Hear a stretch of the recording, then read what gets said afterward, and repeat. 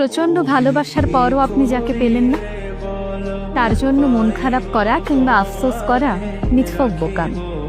বরং আফসোস তো সেই মানুষটা করবে যে আপনার এই তীব্র ভালোবাসা, আদর, যত্ন উপেক্ষা করে ভালো থাকার লোভে অন্য কাউকে বেছে নিয়েছে।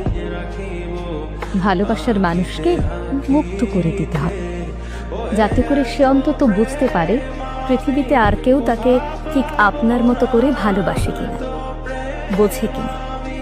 আর যখন সেই মানুষটা সারা পৃথিবী ঘুরেও আপনার মতো আর কাউকে খুঁজে পাবে না, তখন সে চরম আফসোস করবে।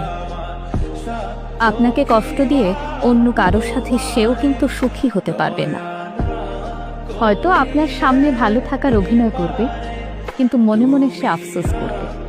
পৃথিবীতে সত্যিকারের ভালোবাসা এখন সত্যিই দুর্লভ।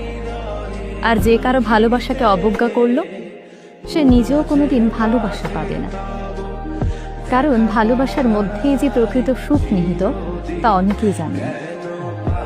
যাকে এত ভালোবাসলেন, আদর যত্ন দিয়ে আগলে রাখলেন, সে চলে গেলে কিন্তু মন্দ নয়।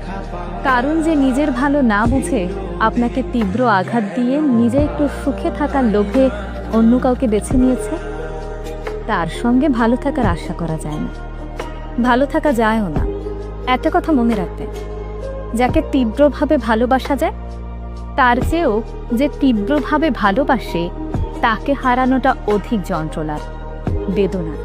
এখন আপনি আপনার ভালোবাসার মানুষকে হারিয়ে যে তীব্র কষ্ট পাচ্ছেন, তিলে তিলে নিজেকে শেষ করে দিচ্ছেন, একটা সময় সেই মানুষটা তার দ্বিগুণ কষ্ট পাবে। আপনি তাকে যে ভালোবাসা, আদর, যত্ন দিয়েছেন তার কথা মনে করে।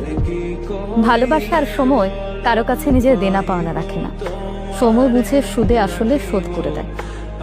অতঃপর আপনি তার স্বার্থপরতার কথা ভেবে একটা সময় পর আপনিও নিজেকে বদলে নেবেন। কষ্টকে জয় করে ভালো থাকতে শিখে নেবেন।